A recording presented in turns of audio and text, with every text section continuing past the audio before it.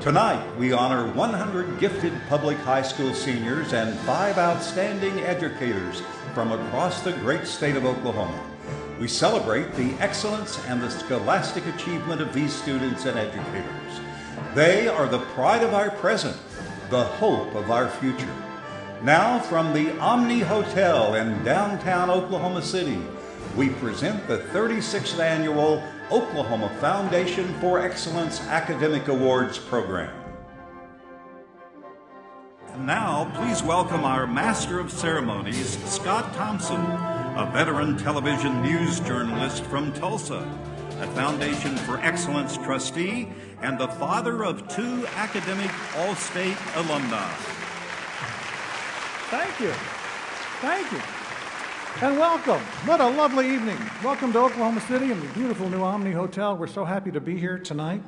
I'm honored to be part of this gala celebration of excellence in Oklahoma's public schools because this banquet is unlike any other event in our state, and I dare say unlike any other event in the United States, because it salutes remarkable leaders in our public schools, both students and teachers, who have gone the extra mile through their service to others, their creativity in their classrooms, and their passion for learning.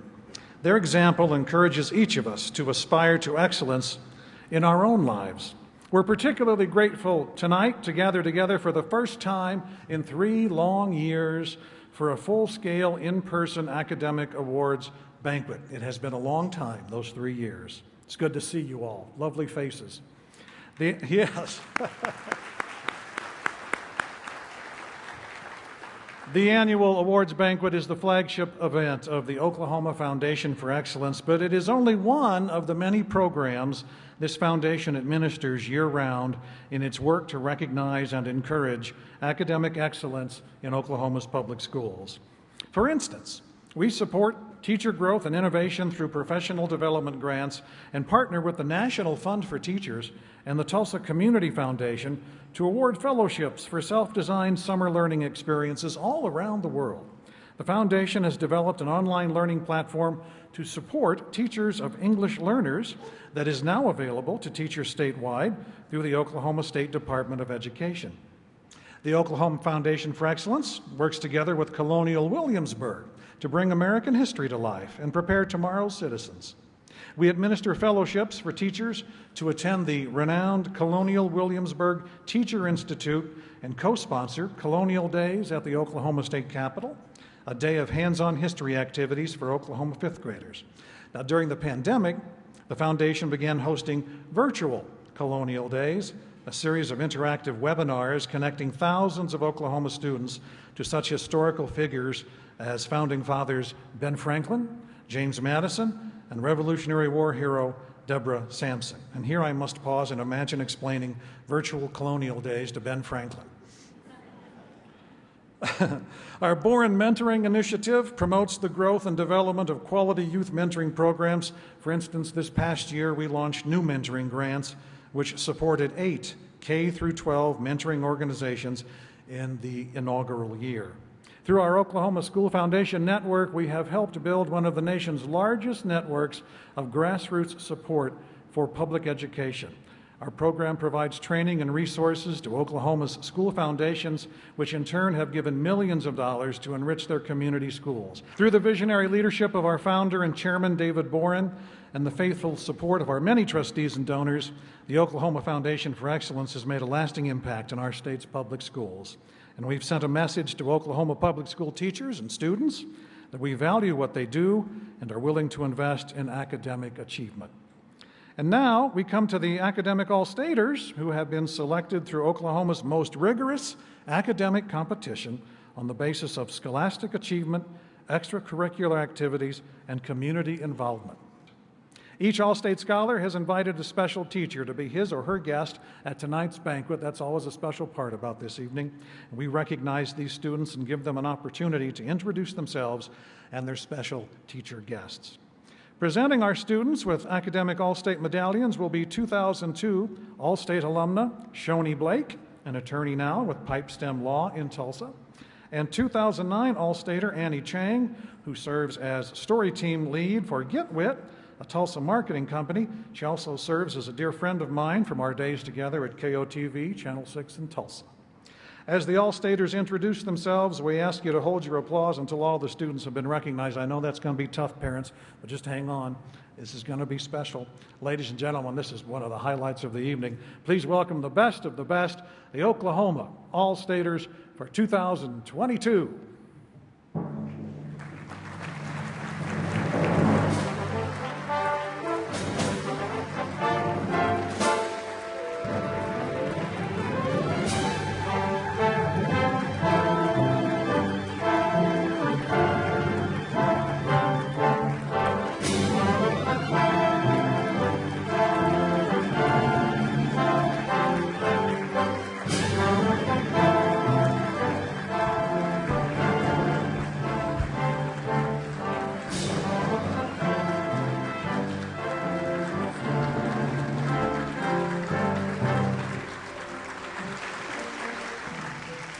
Hello, my name is Ronnie Walker. I'm from Owasso High School, and my honors guest tonight is Mrs. Marianne Zamor, my AP Calculus teacher. My name is Gracie Mead, and I'm from Piedmont High School. My honored guest tonight is my AP Biology teacher, Mrs. Jessica Brown. I'm Stephanie Thanscheit from Bethany High School, and my honored guest tonight is my math teacher, Ms. Lisa Tackett. My name is Madison Lake, and I'm from Piedmont High School. My special guest tonight is my AP Calculus teacher, Catherine Harpum. I'm Emily Masters from MacArthur High School in Lawton, and my honor guest tonight is my academic team coach and National Honor Society sponsor, Mrs. Susan Rogers. I'm Braxton Huber from Southmore High School, and my honored guest is my AP World History teacher, Miss Lana Eckert. I am Eden Gray from Eufaula High School, and my guest tonight is my science teacher, Mr. Box. I'm Ashton Key from Southmore High School, and my honored guest tonight is my assistant band director, Mr. Jeffrey Clifton. My name is Kyler Baldwin. I'm from Davis High School. My honored guest tonight is my math teacher and academic team coach, Amanda Rogers. My name is Lauren Shea, and I'm from Bixby High School. My honored guest is my AP Biology teacher, Mr. Don Nguyen. I'm Sean Miller from Heavener High School, and my honored guest is my English teacher, Miss Sabrina Dyer. I'm Haley Nettleship from the Booker T. Washington High School in Tulsa, and my honored guest is my Russian teacher, Miss Gwen Pallas. Hello, I'm Noah Thompson. I'm from Stigler High School, and my honored teachers tonight are Miss Robinson and Miss Parsons. I am Miles Edwin from the Booker T. Washington High School in Tulsa, and my honored guest is my speech and debate coach, the Reverend Kelly Ryan McCracken. My name is Matt Fries from Bartlesville High School, and my special guest tonight is Mrs. Julie Anderson, my calculus teacher. I'm Michelle Woolridge from the Booker T. Washington High School, and my special guest tonight is my student council advisor, Cheryl Zerby. I'm Marshall Barnett from LaFleur High School, and my special guest is my Quizball coach, Miss Laura Earls. My name is Jenna Stockton. I'm from Ponca City High School, and my honored guest tonight is my science and mock trial coach, Thomas Murray. My name is Landon Plumley. I'm from Bixby High School, and my honored guest tonight is my AP Human Geography teacher, Miss Hawk. I'm Evan Cambergell from Broken Arrow High School, and my special guest tonight is Mrs. Lisa Dixon. My name is Luke Toll. I'm from Marlowe High School, and my honored guest is my chemistry teacher, Sherry Curry. My name is Lane Havlick from Coweta High School, and my honored guest is my AP Physics and Chemistry teacher, Mr. Schultz. My name is Josh Mooney from Burns Flat Dale City High School, and my honored guest tonight is my math teacher, Mr. Price. I'm Chloe Woodruff from Noble High School, and my honored guest is my AP English teacher, Mrs. Lacey Turner. I'm Syed Aslam from Norman North High School, and my honored guest tonight is my AP Spanish teacher, Mrs. Roach. My name is Alyssa Johnson. I'm from Elgin High School, and my special guest is my first grade teacher, Mrs. Ellie Wright. I'm Nick Belden from Stillwater High School, and my honored guest tonight is my math teacher, Mr. Larry Hessler.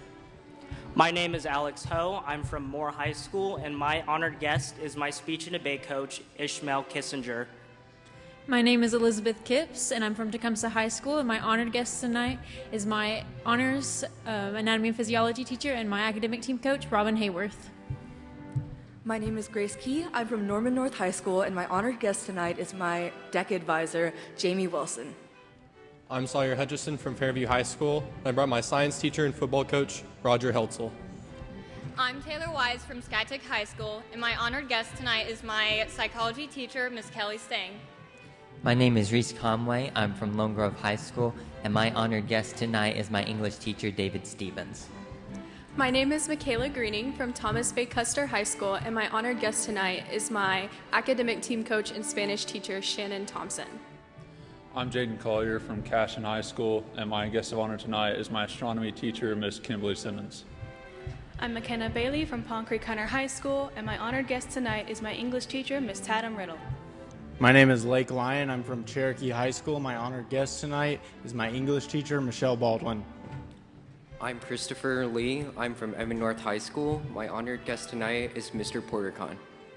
I'm Carson Kinder from Arapahoe Butler High School. My special guest is my pre-calculus teacher, Melinda Griffith. My name is Shelby Elliott. I'm from Santa Fe South Pathways Middle College High School in Oklahoma City, and my honored guest tonight is my English teacher, Dr. Catherine Classic. My name is Joshua Lee. I'm from Tulsa Memorial High School, and my honored guest is my Latin teacher, Mrs. McIntosh. My name is Maddie Bitton. I am from Elk City High School, and my honored teacher guest is my AP Psychology teacher, Mrs. Holly Stover. My name is Cindy Martins from Fairview High School, and my special guest is my FFA advisor and agricultural education teacher, Mr. Vince McGolden. I'm Elizabeth Crawford from Latta High School, and my honored teacher is my science teacher, Julie Bruner. My name is Kylie Mitchell. I'm from Mustang High School, and my special guest is my Spanish teacher and Sunday school teacher, Miss Anna Witt. I'm Morgan King from Bartlesville High School. My special teacher tonight is my physics teacher, Miss Tanya Nolmeyer. I am Lexi Lindeman from New Lima High School, and my honored teacher is my Algebra 3 and Trigonometry teacher, Miss Wanda Baumkeimel. My name is Mason Finley. I'm from Pryor High School, and my guest of honor is my AP English teacher, Miss Tina James. I'm Michaela Krebs from Fairland High School, and my special guest is my anatomy and physiology teacher, Carla Shaw. My name is Graham Kurtzinger. I'm from Verdigris High School, and my honor teacher is my speech and debate and academic team coach, Miss Tracy Hancock. My name is Shelby Russell. I'm from Wagner High School, and my teacher guest tonight is my academic team coach and AP calculus teacher, Mr. John French. My name is Allison Bond. I'm from McAllister High School, and my honored guest is Miss Rachel Morris, my junior AP English teacher. I'm Emma Taylor from Pond Creek Hunter High, and my honored guest tonight is my art teacher, Professor Lacey Russell. My name is Sarah Estes. I'm from Turpin High School, and my honored teacher tonight is my AP English teacher and cheer coach, Jamie Peters. I'm Crystal Archer from Enid High School, and my honored guest tonight is my AP English teacher, Damon McKinney. I'm Anna Bovers from Harding Charter Preparatory High School, and my honored teacher is Miss Jillian Thomas, my student council sponsor. I'm Sydney Sines from Edmond North High School, and my honored guest is my AP Biology teacher, Miss Deanie English. My name is Kate Lunsford, and I'm from Kingfisher High School, and my honored guest is my AP English teacher, Miss Harris. My name is Kate Shine. I am from class in SAS at Northeast in Oklahoma City, and my honored guest is my English teacher, Mrs. Elisa Perkins. I am Caleb Campbell from Fletcher High School, and my guest teacher tonight is my math teacher, Mrs. Inju Snyder. I'm Jonathan Menzel from Inola High School, and my honored guest tonight is my AP English teacher, Mrs. Sarah Eagleton. I'm Jackson Smith. I'm from Seminole High School, and my special guest tonight is my academic team coach and English teacher, Miss Denise Dean.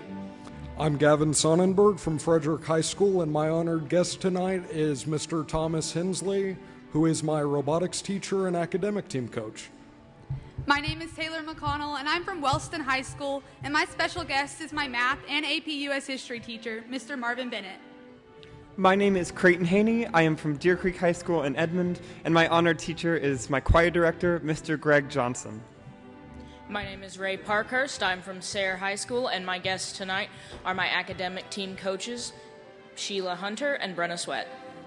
My name is Julia Harper from Deer Creek High School, and my honored guest is my AP Calculus teacher, Mrs. Katie Monroe. I'm Kyler Cagle from Big Pasture High School, and my honored teacher is Miss Nora Curry, my superintendent. Hello, I'm Nina Bugg from Deer Creek High School, and my honored guest is my AP Biology teacher, Miss Jennifer Bush. My name is Jacqueline Fan. I'm from Edmond Santa Fe High School, and my honored guest is my AP Biology teacher, Mrs. Carlton. My name is William Lothridge. I am from Edmond Memorial High School, and my honored guest is my AP World History and academic team coach, Mr. Jordan Gocher. I'm Kinley DeLeon. I'm from Yukon High School. My honored guest today is my AP Chemistry and AP Environmental Science teacher, Ms. Delora Mowry. I'm Colin Summerall from Choctaw High School, and my honored guest tonight is Mrs. Sharon Crouch, my AP Calculus teacher. I'm Lena Abazar from Stillwater High School, and my honored guest tonight is my AP English teacher, Miss Christy Self. My name is Anna Dewey. I'm from Choctaw High School, and my honors guest tonight is my Biomedical Sciences teacher, Mrs. Paula Sindall. My name is Connor Zamborski. I am from Stillwater High School, and my guest of honor tonight is my math teacher, Mr. Larry Hessler. My name is Don Derek Lane Jr. I'm from Yukon High School, and my guest of honor is my AP English teacher, Mrs. Holly Green. My name is Amelia Wee. I'm from class in SAS at Northeast at Oklahoma City, and my honored teacher tonight is my 8th grade English teacher, Mrs. Allie Schreck. My name is Noah McMullen, and I'm from North Oak Creek High School. My honored teacher is my AP Stats teacher and counselor, Mrs. Ashley Moody. My name is Irene Trey. I'm from Edmond Memorial High School, and my honor teacher tonight is my orchestra director, Mr. David Kane. I'm Campbell Christensen from Edmond Memorial High School, and my honored guest is my AP art teacher and mentor, Jesse Coterier Herndon. I'm Ignacio Yakers from Jinx High School, and my teacher guest is my math teacher, Alexander Kern. My name is Ezra Power from Jinx High School, and my special guest is my band director, Sam Silverman. My name is Haley Ho. I'm from Jinx High School, and my honored teacher is my AP World History teacher, Ms. Christina Henson. My name is Kayla Tall. I'm from Jinx High School, and my honored guest is my speech and debate coach, Sean Rafferty. I'm Chan Song Wan from Jinx High School, and my guest tonight is my environmental science teacher, Mr. Brian Yockers. Another hearty round of applause, please, for the 2022 class of academic All-Staters. Well, our congratulations to the 100 academic All-Staters and the teachers they brought with them tonight, and the teachers who can't be here tonight, but who have guided them since they were in the 4-year-old program or the kindergarten program back home. They all had a hand in getting them here, and I think they all deserve a great a round of applause. Way to go, you guys. You're going to make us proud. You already do, but you're going to make us even more proud. We now turn to the Medal for Excellence Awards. And each recipient of one of these receives a $5,000 prize.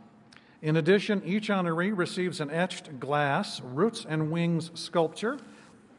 With the creation of this piece, the artist, Ron Roberts, honored the statement, "There are two things we should give our children. One is roots, and the other is wings." Presenting our Medal for Excellence Awards this evening are 5 accomplished academic All-State alumni who are leaders in technology, energy, software, engineering, law, and medicine. Ladies and gentlemen, our first award presenter tonight is a 1987 academic All-Stater and technology entrepreneur. Please welcome the founder of MIT's Sandbox Innovation Fund from Portola Valley, California, Dan Gilbert. Thank you for that warm welcome. The ancient Greek philosopher Plato once said, "Books give a soul to the universe, wings to the mind, flight to the imagination, and life to everything." Just 1 year into her new post as the reading teacher at Shattuck Middle School, Lori Zimmerman has made a transformative impact on her students by helping them find just the right books that will hook them as lifelong readers. Each year, Mrs. Zimmerman's students are treated to a menu of book tastings at her literary cafe to discover new authors and genres. Her literature lessons are creative and unforgettable, from conducting forensic-style character autopsies in the science lab to recording book talk videos in lieu of old-school book reports. Mrs. Zimmerman also brings literature to life and surprises students regularly by coming to class dressed as one of the characters in their books. Her flair for drama has led Lori Zimmerman to develop the first drama class at Shattuck Middle School, a program that is offering a new creative outlet to her students and helping the community gain a new appreciation for the theater. During her 24-year teaching career, Ms. Zimmerman has earned many honors, including selection as a State Teacher of the Year finalist. Be sure you leave the Prince's Ball before the clock strikes 12. If you get excited and want to jump into your scene, just go with it. Okay, like we practiced, just go with it, and then we'll pick your line back up. Lori, she loves drama. It's part of her personality. She's had amazing success with it, and the kids are doing things that they never thought they would have the confidence to do. I mean, so these kids are like, oh my gosh, we're good. We did really well, you know. And I saw some of those kids just step outside their comfort zone and get up and perform, and I was just so excited for them. You know, it opens a door for maybe those kids who aren't necessarily athletic or, you know, need somewhere to go to express themselves. I personally really enjoy it because before there was like so many little options and none of them were like something that I would actually enjoy. So whenever drama opened up, I saw it as an opportunity to like express myself in a better way. Are we ready? Yes. All right. If I can show up in one of the characters from the story and make that story come alive for those kids, they might not admit it, but they liked that story because I made it more real. And she has this bevy of literary characters that she portrays in the classroom to engage her students, and it just works magically. Not everybody's going to walk into my room and be a reader. And middle school kids are really good about coming in and saying, I just want to let you know I'm not a reader. And I, of course, in my head, I'm like, challenge accepted. Because her whole goal, her number one goal, is to get the right book in the hands of a student that turns them into a reader. I was not that much of a reader. I did not like to read. It felt like a chore. She just really helped me figure out what I love to read, and it took her quite a while, but I went from not being a reader at all to receiving an award at the end of the year for being her biggest reader. Greetings, my 7th graders! I'm perfect for the middle school kids. I get them, they get me, but that's the most important thing, is building those relationships. Welcome the recipient of the Oklahoma Medal for Excellence in Elementary Teaching from Shattuck Middle School, Lori Zimmerman.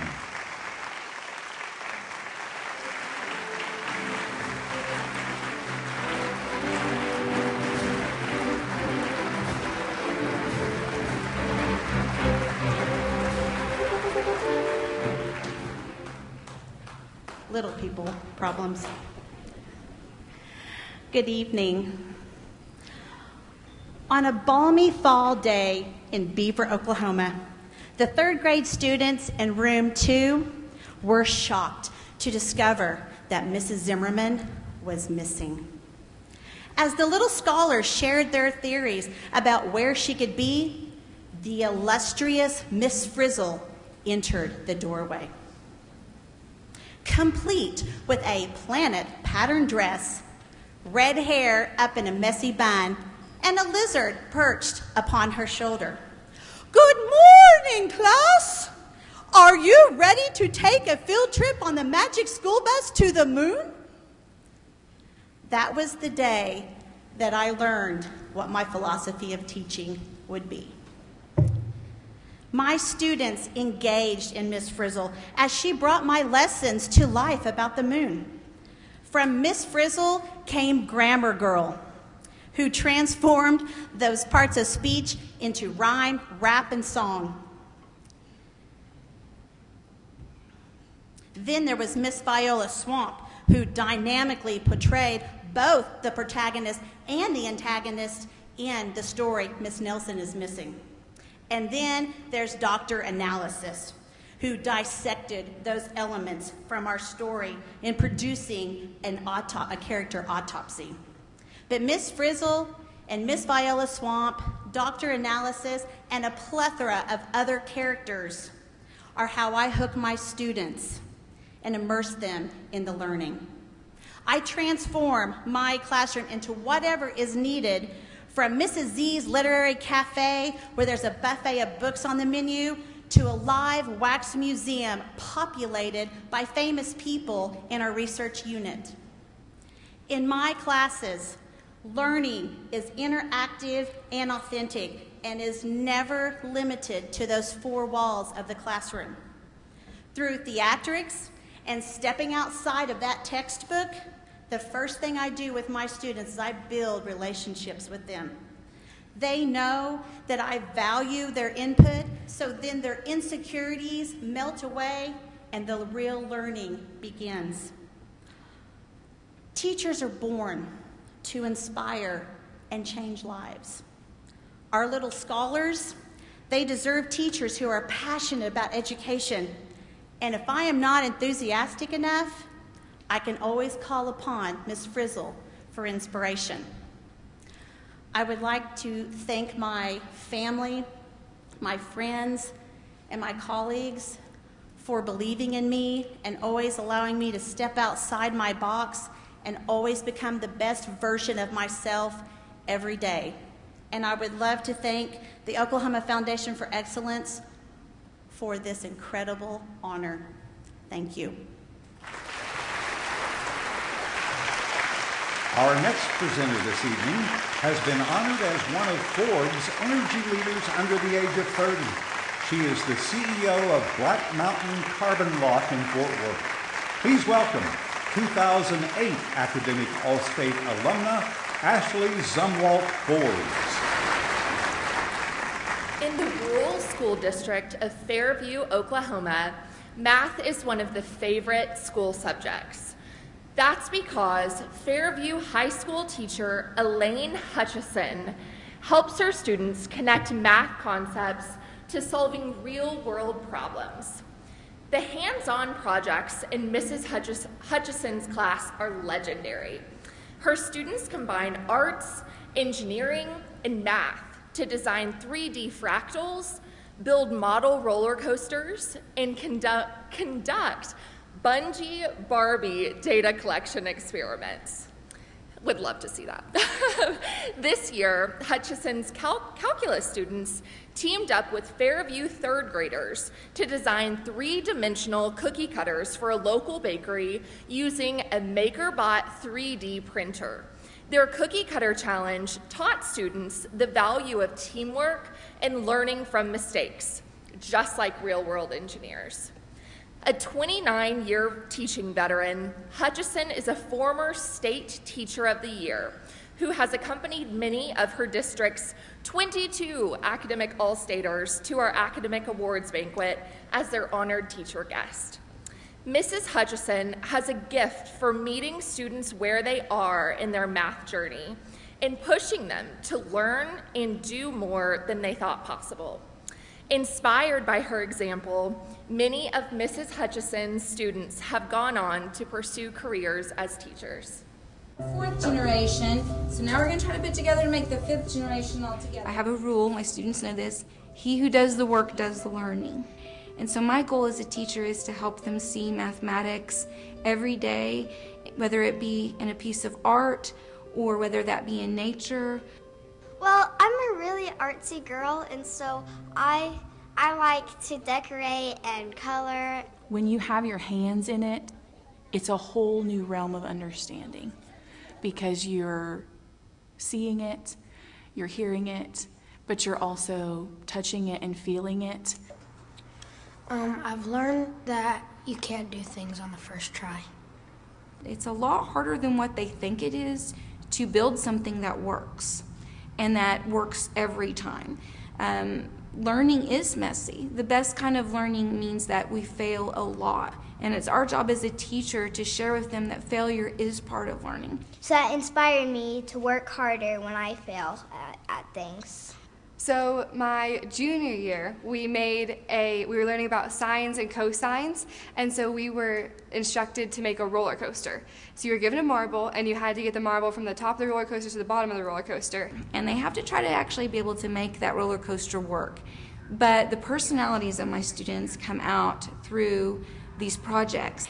But she's not stopping there. She's coming up with more projects and more things to do to make math come alive and make that connection between mathematics and the real world. And so the reason why I'm such a strong advocate and so passionate about rural schools is because I know that they're the hub of the community. She's taking these rural Oklahoma school kids and she's not only creating teachers and sending them on to not only be educators, but to be educators of one of the least liked subjects in a high school. Gives you a complete sense of pride to know that you came from Fairview and to look up on that wall, those kids and many more are truly impacting the world, and she had a huge hand in that. Ladies and gentlemen, the recipient of the 2022 Oklahoma Medal for Excellence in Secondary Teaching from Fairview High School, Elaine Hutchison.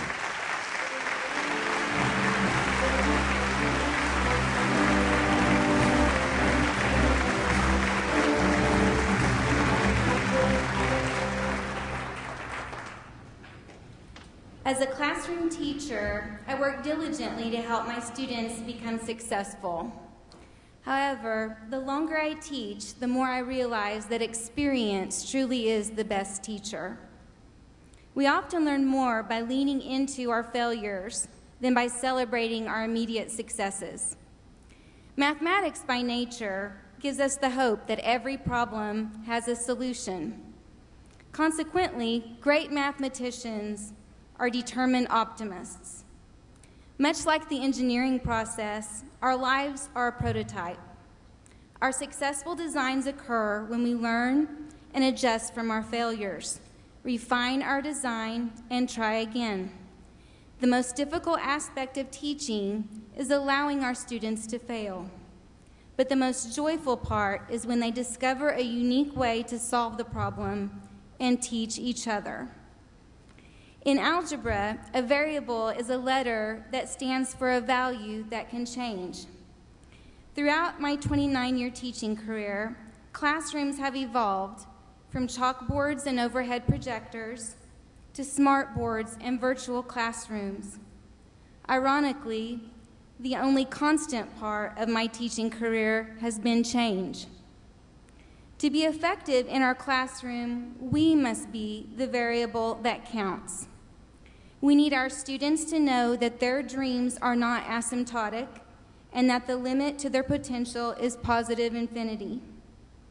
The single most important thing that we can teach our students is that they matter. I'm a fourth-generation teacher. My daughter is a Gen 5. My mom was a math teacher. My grandmother an art teacher, and great-grandmother a piano teacher. My husband, his siblings and cousins, and my brother's wife are also educators. Many people ask me, what can we do to encourage young people to enter the teaching profession? My answer is simple.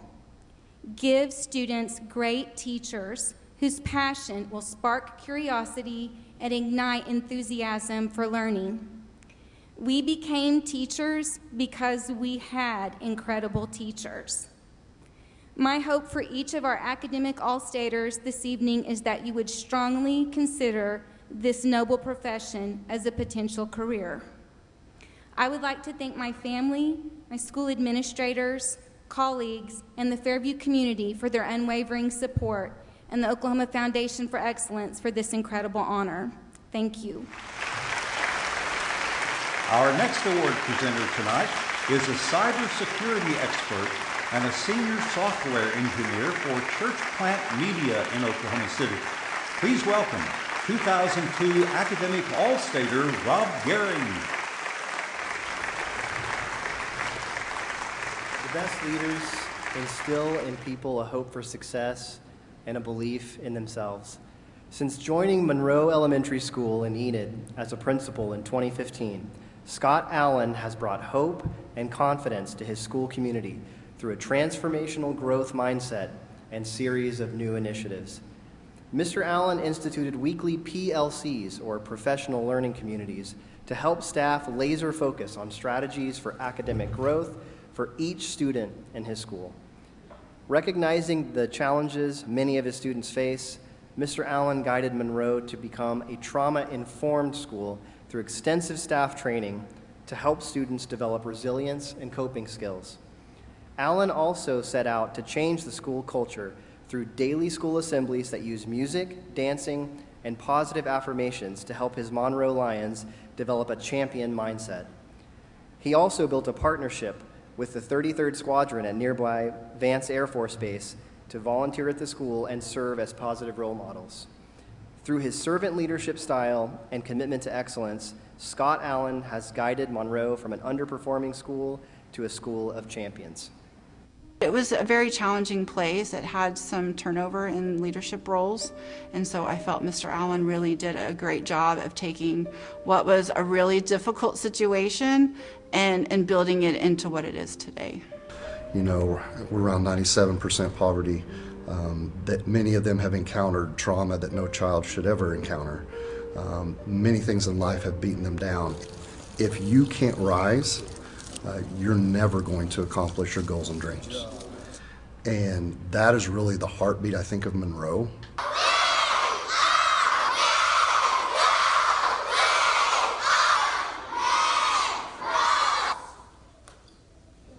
Tell them about it. We roar like... All 300 kids are yelling and screaming and telling themselves they're great, and they're telling their friends they're great. Well, the assembly makes me feel like a part of my day. It makes me feel my day's gonna go well. It makes you feel excited and not sad because they're talking with their friends, and it gets you more hyped up for the day. Roar! And so there is this really great partnership between the community and the Air Force at large. And I feel like just seeing other positive male role models in an elementary school is huge. You know, just seeing somebody who's achieved their goals and dreams, I think is a very powerful message in and of itself. They are going to persevere. They're going to tackle any obstacle, that they are a champion. We are Monroe. We are Monroe. He truly loves this school, truly loves each and every one of the students, and that shows with his leadership of the school. You know, when it's all said and done, I mean, that's really why I'm here. You know, it is to love people, to inspire them and encourage them and empower them. And that's really what I look at as my purpose. And so what I love about my job is that I feel that it aligns with my purpose.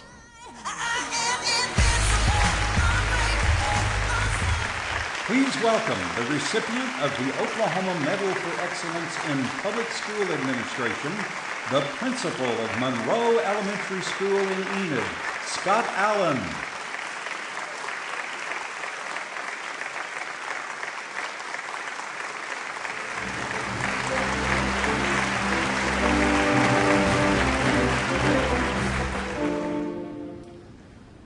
What means the most to me about this award is that it reflects the influential power of public education. And I personally experienced the power of public education. And a man with an experience is never at the mercy of anyone with an opinion, for I know what I have seen and experienced. And may I tell you that public education is still guiding youth to the American dream. Educators are echoing Lady Liberty's words and holding Liberty's golden lamp high throughout our hallways and classrooms. We are still the gateway to the American dream. We are still the undeniable architects of the world's tomorrow. We are still the profession that enables every profession, and we are still the resounding heartbeat and pulse of our individual communities. Make no mistake, we don't cower to the vast giants that come our way. COVID couldn't stop us and keep us down. Adversity couldn't sway us, and other people's opinions will not alter our course. We refuse to be refused, and we deny being denied success for all kids. We are undisputable champions for every child of nationality, every ability, every denomination, and every creed. And we don't need a tombstone to be remembered, for our commanding influence and overwhelming love for others will echo throughout eternity. Thank you to my wife, Amy, and those that have embraced my passion for changing kids' lives. And thank you, Oklahoma Foundation for Excellence, for locking shields with us. They're in the trenches fighting the war for success for all children. God bless you all and have a good night.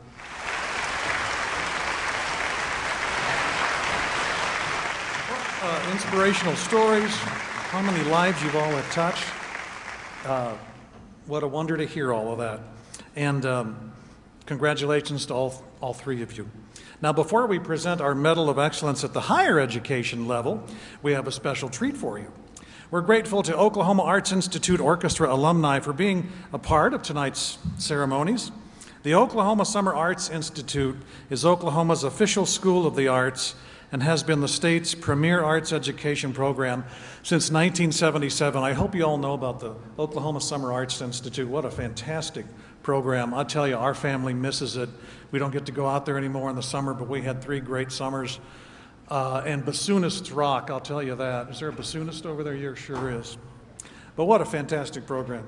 Each year, students are selected through a competitive statewide audition process in the visual, literary, and performing arts to study with nationally renowned artists during a 2-week intensive academy held out at Quartz Mountain, that beautiful state park. There is no more fitting tribute than to have this outstanding group of talented young musicians here to help us salute our 2022 Academic All-Staters and Medal for Excellence recipients. Now, coming together for the first time this afternoon to rehearse this piece, let me say that again, coming together for the first time this afternoon to rehearse this piece. Ladies and gentlemen, the Oklahoma Arts Institute Orchestra, led by conductor Peter Marcus, head of music education at Oklahoma City University, performing Hoedown from Rodeo by the great Aaron Copland.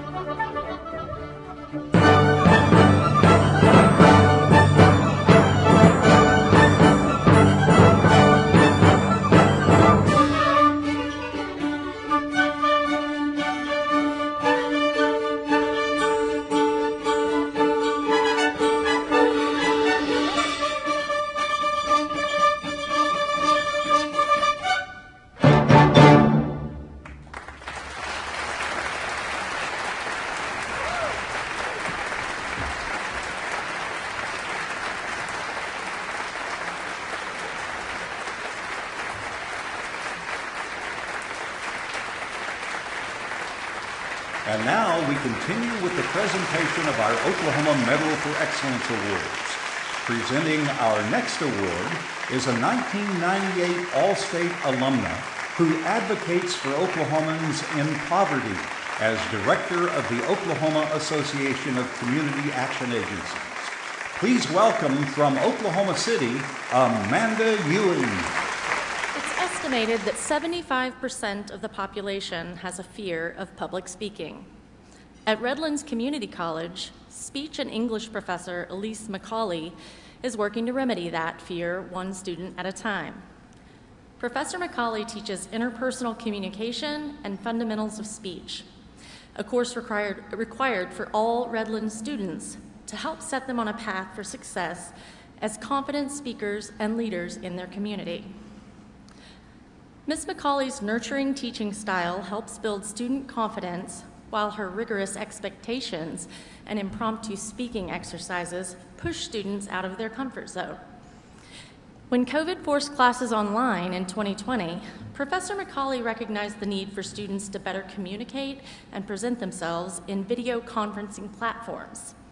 She developed Zoom Play Days to help students present themselves effectively and professionally online for work or school.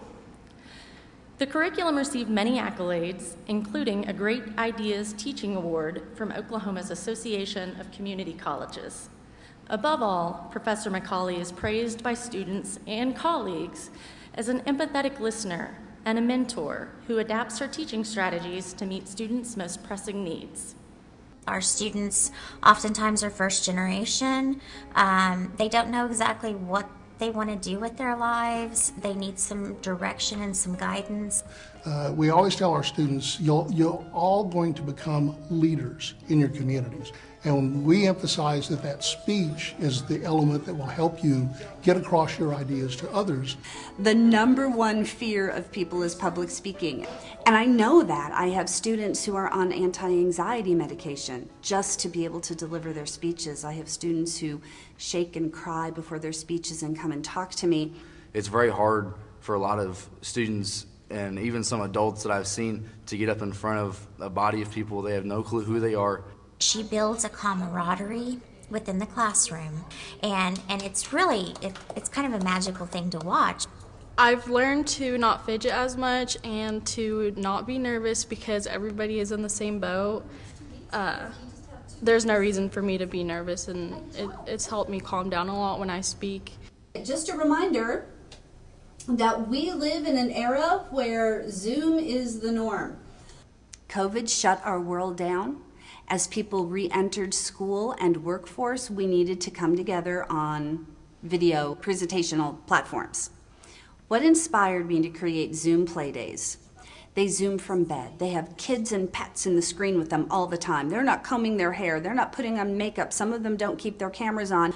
I put together a 1-hour lesson. That's all it is. In one class period, I give the students expectations. We're meeting on Zoom. This is what you need to do.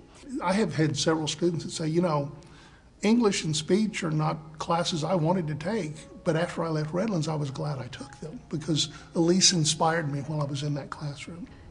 She just makes you feel like you're a part of something and you're gonna do something more in life than what you're doing right now. And she's just awesome. Please welcome the recipient of the Oklahoma Medal for Excellence in Regional University and Community College Teaching from Redlands Community College in El Reno, Elise McCauley.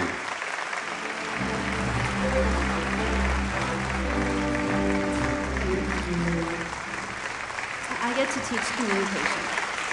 But as educators, regardless of our discipline, we have the unique opportunity to speak directly into the future through the lives of our students. To quote a man of great gravitas, Toby Mac, he says in one of his songs, "We can turn a heart through the words we say, so speak life." This is what we get to do every day. We get to speak life, not just as teachers, as human beings. I remind my students and my children often, we have no idea how far our influence reaches. We do not know when one word will change a life. And words can build up or they can destroy. So why not be intentional? Why not choose words to speak life into other people? Why not, as teachers, view our classrooms as spaces not just to teach our discipline, but to teach people?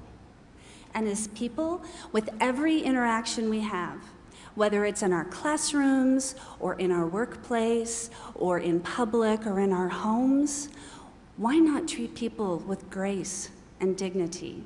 Why not choose words filled with hope and encouragement? President Jack Bryant, Professor Marcia Schottenkirk, Mom Helene, Bruce, these amazing young adults I get to call mine, Nathan and Josh and Emmy, thank you for speaking life into my journey. Thank you to the foundation for this evening, for the award, for the monetary gift, for the recognition not of what we do, but of who we are, right? This is who we are. To be lauded for who we are, I mean, that's a gift. And it's a gift we can pass on to others. So as we leave here tonight, I encourage you to continue to influence and inspire, and I encourage you to choose to speak life. Thank you so much. Ladies and gentlemen, our final award presenter tonight is an assistant professor and an administrator in the Division of Plastic Surgery at Northwestern University's Feinberg School of Medicine in Chicago. Please welcome 1997 All-State alumnus, Dr. Marco Ellis. Thank you for the invitation.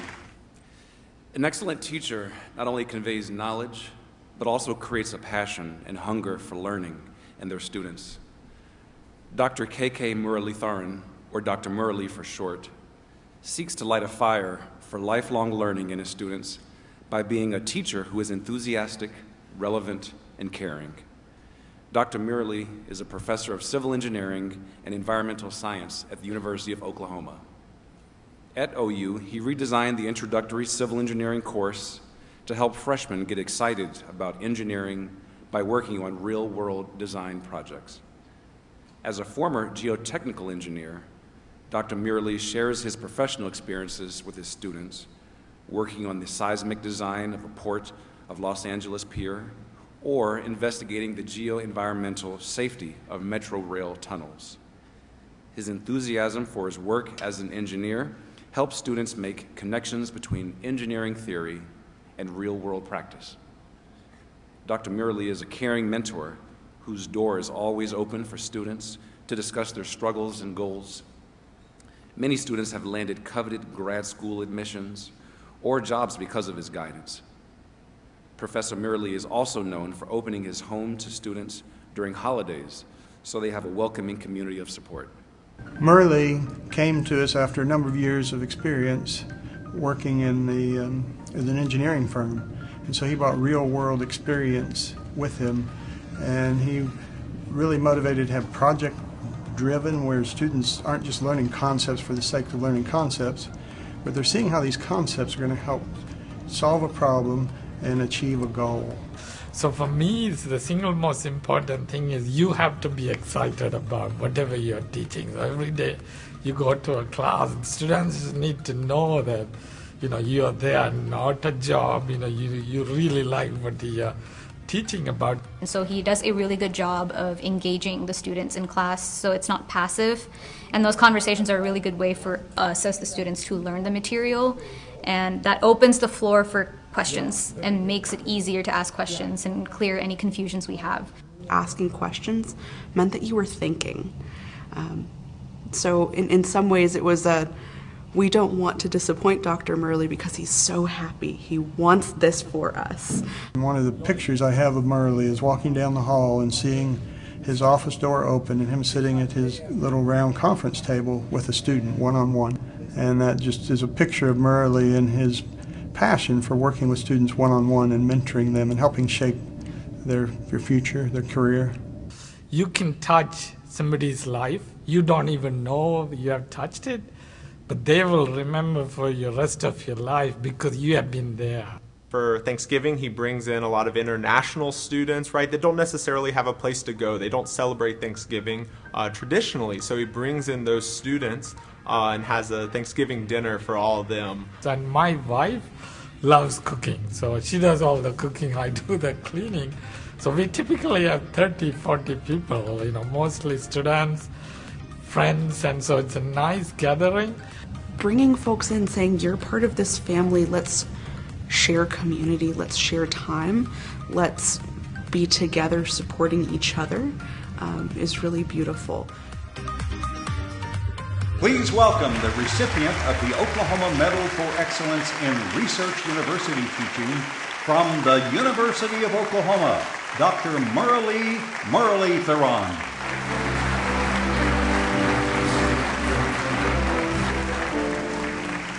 Thank you, Dr. Ellis. I am truly honored and humbled to be standing in front of you today in this hall with so many great teachers. I never considered myself to be a great teacher, but always remembered what some of my best teachers and professors said and did, and was more than happy to mimic their techniques and traits when I started teaching at OU 28 years ago. I also learned from each and every student of mine. A question a student asks in a class makes me think about a subject that I have been teaching for many years in a completely different way. In a way, you could call me a good student rather than a great teacher. So my message to all of you is never stop learning and make lifelong learning a habit. You don't have to pursue a degree in a subject to learn about it. You can take a short course or read a book on a subject you don't know anything about. Once you learn something, pass that on to others. As the saying goes, teaching is the best way to learn a subject. You will not only become a well-informed citizen, but also will lead a fulfilling life. Finally, I would like to thank my daughters, Ovia and Veena, from whom I'm learning many things now, and my wife, Siv Sundaram, from whom I learned how to be a good engineer and a leader. Thank you very much. Congratulations again, all of you. Medal for Excellence.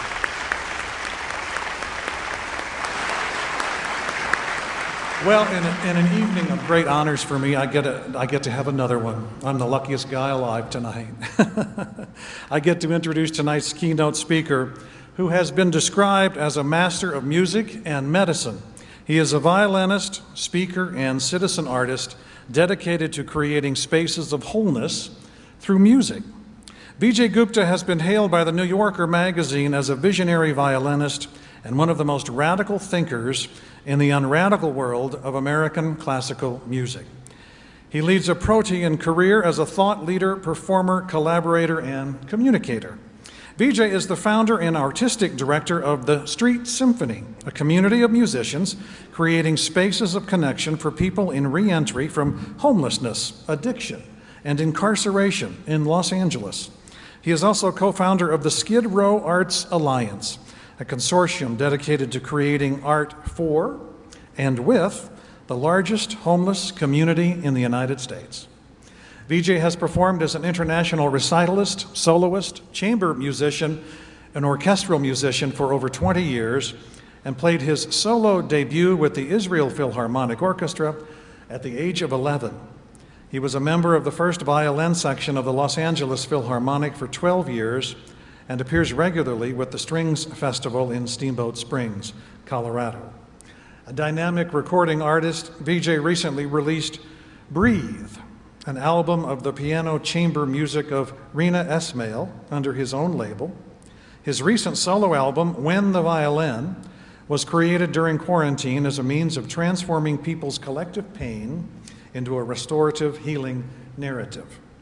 Vijay also serves as the Senior Artistic and Programs Advisor for the Young Musicians Foundation. He holds a bachelor's degree in biology from Marist College and a master's in music from the Yale School of Music. Please join me in giving a big Oklahoma welcome to our inspiring keynote speaker tonight, Mr. Vijay Gupta.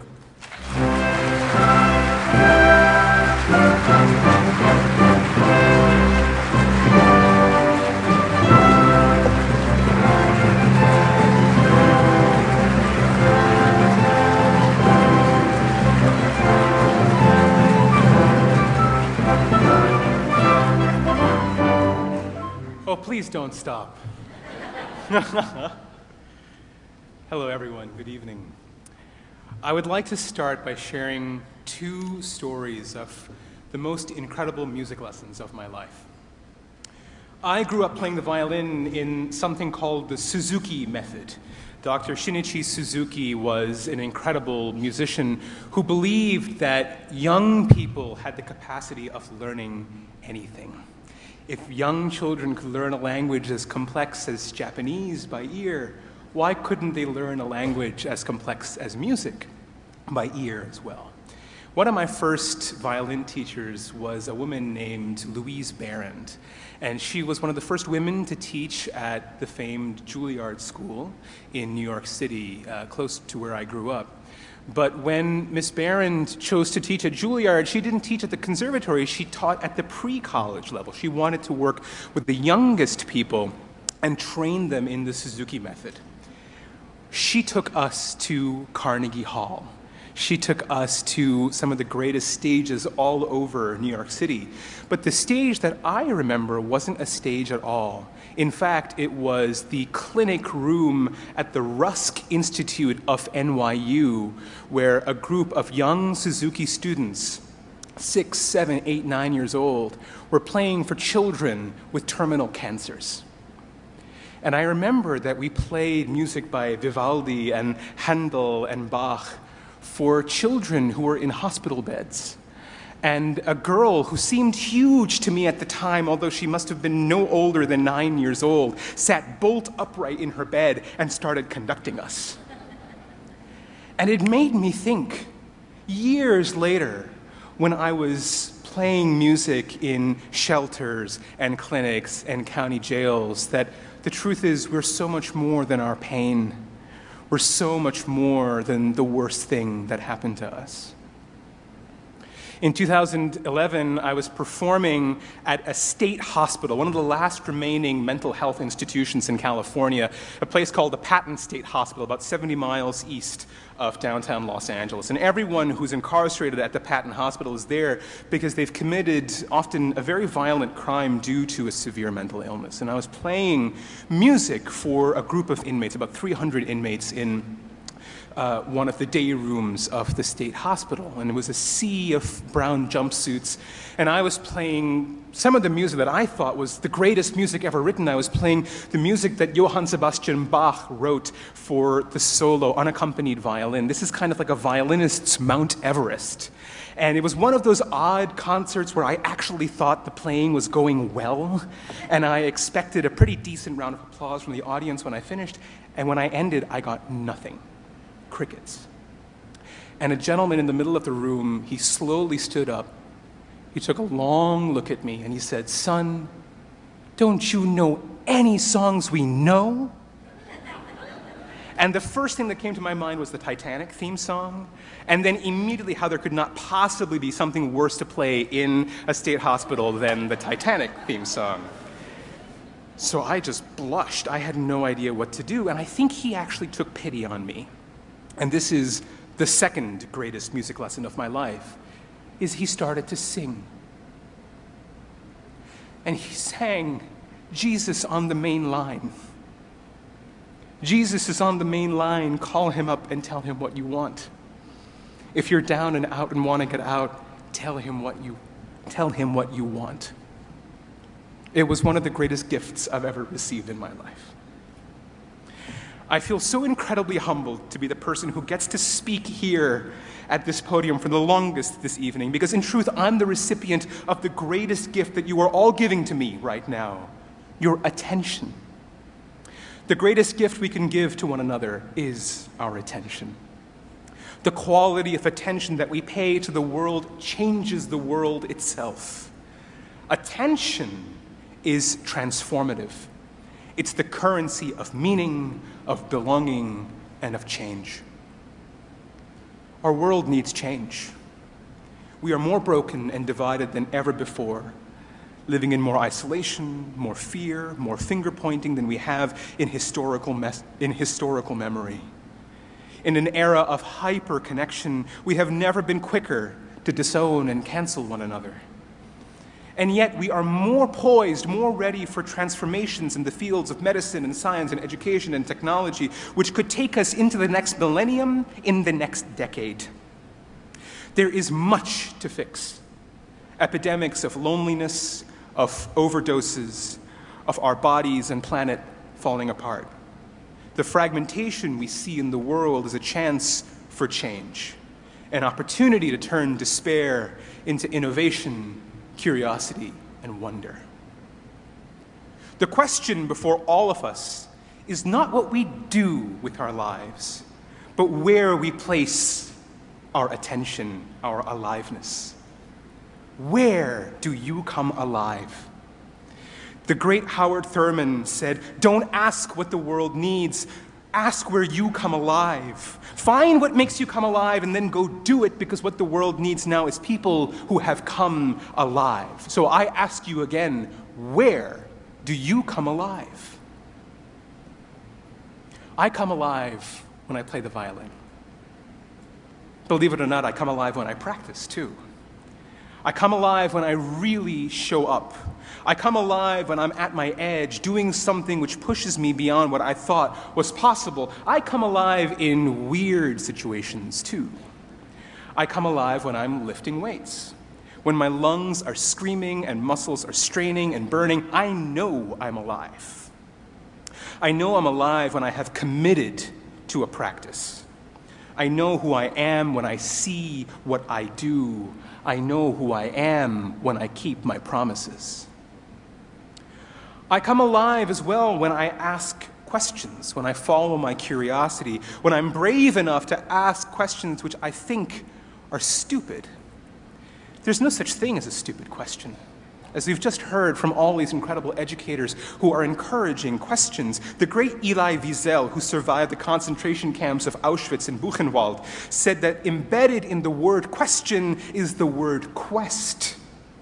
As long as we are asking questions of one another, we are having a conversation. We are searching and walking and feeling together. The word compassion literally means to suffer with, to feel together. We make music and meaning and art and education and everything that's beautiful in our world in order to feel something together. We all know what it's like to feel hungry or to be in pain. We will all be hungry. We will all be in pain. And also, we will all die.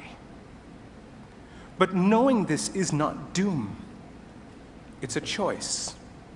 What will you do with your aliveness? Because whether we like it or not, we are in this together. We are in this pain, in this joy, in this fulfillment, in this sorrow, in this hunger, and in this death, and in this life together. This is the meaning of compassion. But compassion doesn't mean that we all have to become monks and give away everything we have. Compassion is inherent in the act of art as much as it is in the art of fundraising or the art of teaching. Earlier today, I was sitting at a table with Dan Gilbert, who you heard from earlier today, and Professor Muralidharan. And both of them were talking about the power of humility. Dr. Muralidharan proudly said that teaching is a two-way street, that imparting information is worthless if the conditions for learning are not yet first established. And Mr. Gilbert, an investor and innovator, said that one of the ways he understands how to make the decision to give a company a huge sum of money is to surround himself with a team of experts so that he can learn how much he doesn't know about a global or sometimes an extraterrestrial issue. He needs to remain humble enough to know what he doesn't know and to be willing to learn with people and companies he's investing in. Compassion requires us to become humble, to step off the pedestal of expertise, and to walk our talk. When I started making music in Skid Row, I played in shelters and clinics and county jails. I didn't know how to walk my talk.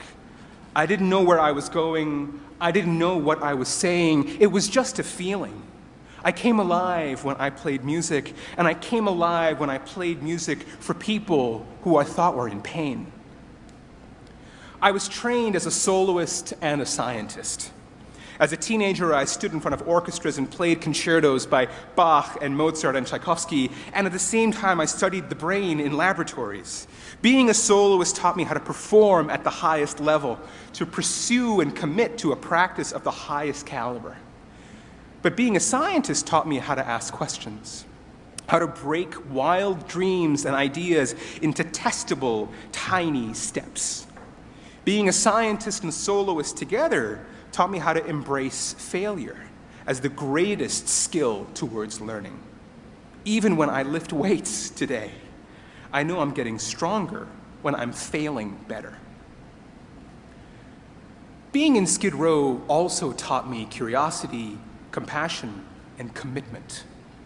Skid Row is the largest concentration of unhoused people living in America today. There are people who sleep on the streets, who live in tents, who walk around the streets of downtown Los Angeles exposed to the blazing sun and baking concrete and the voices of demons in their minds. There are also poor people who have nowhere else to go. There were people who were trying to get their lives together. I don't know why, still, but after all of my training and education, even while I had a dream job playing in the Los Angeles Philharmonic, I felt most alive when I played in Skid Row. When I first went to Skid Row, I was curious about why I felt alive there. I wondered what it would be like to offer the gift of music, a simple offering of love and dignity. At first, our concerts there were met with a huge success. I was called an activist, a genius, a humanitarian, but these accolades always felt empty. The awards didn't make me come alive. Playing for people in Skid Row did. They listened to me with their whole hearts. They asked questions. They shared their stories like gifts. They hung on to this music like it was something precious, like soul food. This wasn't one-sided activism. This was a mutual feast, maybe like Thanksgiving at Dr. Muralitharan's house. Their attention itself was soul food for me. Our concerts in Skid Row ended with standing ovations, and everyone in the room, including prison guards, would have wet cheeks. But eventually I met social workers and clinicians who worked there every day without applause. They taught me that serving people isn't a special occasion, it's a lifelong commitment, kind of like all the stories we've heard from every educator we've heard from tonight. These social workers and clinicians and therapists taught me that the real work was to show up. Even when there was no guarantee of success, no guarantee of change or healing or fixing, no sure sign even that we were having an impact except what we felt to be true in our hearts. At Street Symphony, I started working with musicians from traditions I was unfamiliar with, from mariachi and reggae, West African drumming, and son jarocho music. Sometimes the musicians I hired were people from Skid Row, and they lived a very different life than I did. The more I showed up and built relationships with them, the more honest I had to be about the guilt I felt at leaving Skid Row after a concert. Sometimes these individuals were living in rooms the size of my walk-in closet at home. I would make music with them, and then I got to go home. But where were they going? Sometimes they didn't even have homes to go back to. The closer and more committed I became to people who I began to love in Skid Row, the more I saw that I could not live a fragmented life. So I simply talked to my friends in Skid Row about the guilt I felt. And you know what they said back to me? We don't care about your guilt. We just want you to come back. You have a divine gift, and it's your job to give it. When you give us your gifts, we'll give you ours. Today, Street Symphony presents over 100 events a year. Just yesterday morning, I sat in the library of a 12-step recovery shelter called Midnight Mission and listened in awe as a man too afraid to speak 3 weeks ago sang solo Amazing Grace, while accompanied by a world-class teaching artist on guitar. The room felt filled with encouragement and transformation. It was a room filled with grace and simple gifts. The man singing rose to give us all a gift. The teaching artist who created the conditions for him to sing had given that gift for weeks at a time, but had never expected that kind of a result. The legendary UCLA basketball coach John Wooden, the winner of 10 championships, said, "There is a wonderful, mystical law of nature that says the three things we want most in life, happiness, freedom, and peace of mind, are always attained when we give them to others. Give it away to get it back." So I ask you again, what do you want most in the world? When I create the conditions for learning, I learn. When I create the conditions for happiness, I am happy. When I create the conditions for peace, for compassion, for empathy, and for a new way of being, I find myself transformed by that amazing, soul-rending grace. A grace which challenges and compels me to continue giving without question, without any expectation of return. Give it away and don't expect to get it back, but know that it will. It always does. Be curious enough to ask questions, even stupid questions, especially stupid questions. Be compassionate enough to know that the parts in you which hurt and ache are exactly the same as the parts which hurt in another person. Our humanity lies as much in our greatest accomplishments as it does in our brokenness. Be brave enough to show up, particularly when you don't feel ready, when you feel broken, when you think you have nothing left to give, because you can always give your attention. Be committed enough to your dreams that you discipline yourself. Be committed enough to your aliveness that you are willing to show up, even when you have no guarantee of success. Thank you for giving me the gift of your attention, the transformative gift of your intention, your listening, and I'm so, so grateful to be here. Thank you.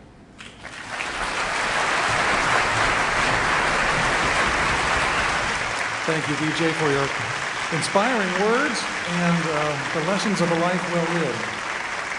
And we can't let him get away without playing, right? We're pleased to showcase VJ's musical talents now as he joins the Oklahoma Arts Institute Orchestra to perform the third movement of Concerto for You, a piece written by acclaimed composer Rena Esmail. Rena is the artist in residence for the Los Angeles Master Chorale and just finished a year-long residency with the Seattle Symphony. She was recently profiled on PBS's Great Performances. Oh, and by the way, she also holds the distinction of being VJ's wife.